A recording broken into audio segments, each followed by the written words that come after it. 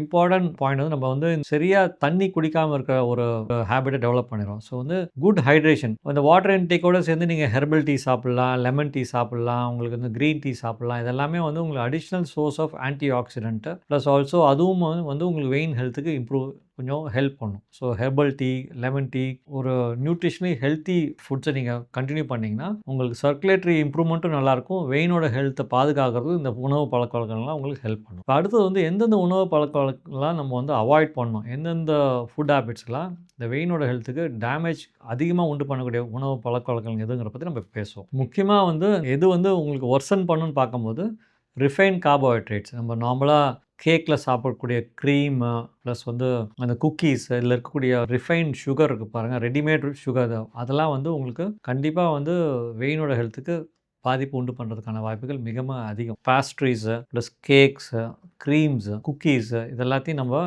Avoid பண்ணுறது நல்லது.